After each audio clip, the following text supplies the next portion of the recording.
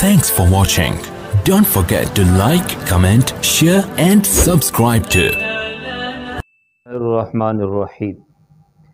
آج دعا کے حوالے سے چند باتیں آپ کے سامنے رکھوں گا۔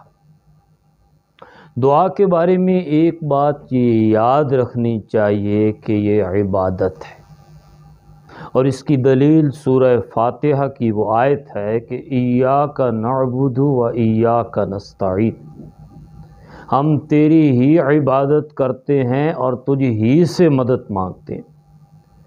اس میں جو واو ہے، اس واو کو واو تفسیری کہتے ہیں، یعنی یہ ایاک نعبد کی تفسیر ہے۔ چنانچہ اہل علم نے لکھا ہے کہ نستعین، مدد مانگنا، دعا مانگنا، یہ بھی عبادت ہے۔ دوسری بات یہ یاد رکھیے گا کہ عبادت اللہ کے سوا کسی کی کرنا جائز نہیں ہے۔ یا ایھا الناس اعبدوا ربکم الذی خلقکم، اے دنیا بھر کے لوگوں تم اللہ کی عبادت کرو جس نے تمہیں پیدا کیا۔ چنانچہ یہ بات واضح ہو گئی کہ اللہ کے سوا کسی اور سے دعا مانگنا جائز نہیں ہے، لیکن کسی کے ذریعے سے دعا منگوانا یہ بالکل جائز ہے۔ نبی اکرم صلی اللہ علیہ وآلہ وسلم کے زمانے اقدس میں حضرت عمر رضی اللہ تعالیٰ عنہ عمرہ پہ جا رہے تھے۔ رحمت عالم نے پوچھا، اے عمر کہاں جا رہے ہو؟ کہا یا رسول اللہ عمرہ کرنے کے لیے مکہ جا رہا ہوں۔ حضور نے فرمایا، اے میرے چھوٹے بھائی وہاں جا کے میرے لیے بھی دعا کر۔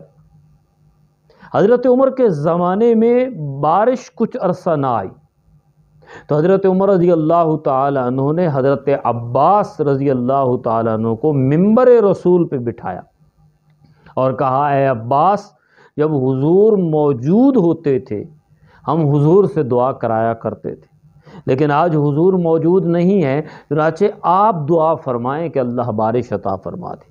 چنانچہ حضرت عباس نے دعا کی اور بارش ہو گئی۔ حضرت ابو ہریرہ رضی اللہ تعالیٰ عنہ کا مشہور واقعہ آپ نے علماء سے سنا ہوگا، پڑھا ہوگا، کہ جن کی والدہ حالت کفر میں تھی، اور ابو ہریرہ نے آ کے حضور سے درخواست کی کہ یا رسول اللہ دعا فرمائیں کہ اللہ تعالیٰ میری ماں کو ہدایت دے۔ میرے نبی نے دعا فرمائی اور ابو ہریرہ کی والدہ کو ہدایت مل گئی۔ چنانچہ دعا صرف اللہ سے کرنی چاہیے، اللہ سے مانگنا چاہیے، لیکن دعا کے حوالے سے یہ بات یاد رکھیں کہ جب بھی آپ براہ راست اللہ سے مانگیں گے، ڈائریکٹ اللہ سے مانگیں گے، اللہ کو یہ سب سے زیادہ پسند ہے۔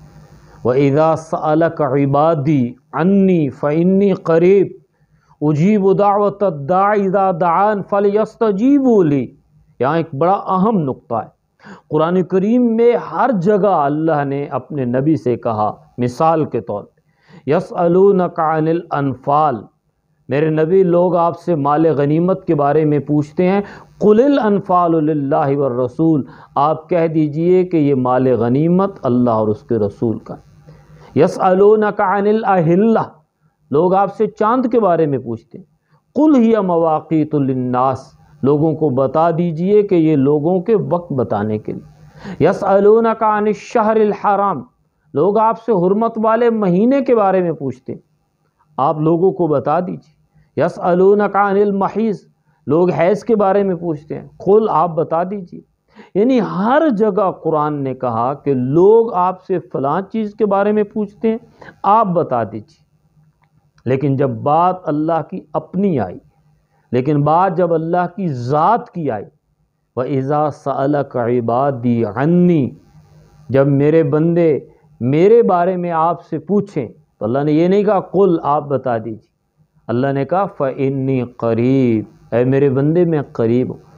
امام راضی رحمۃ اللہ علیہ نے یہ بڑا لطیف نقطہ لکھا ہے کہ یہاں اللہ نے حضور کو اس لیے نہیں کہا کہ آپ بتا دیجئے، یہ پیغام دیا جا رہا ہے کہ جب کوئی بندہ اپنے رب سے مانگتا ہے تو اللہ کو یہ زیادہ پسند ہے کہ بندہ براہ راست اللہ سے مانگے، ڈائریکٹ اللہ سے مانگے۔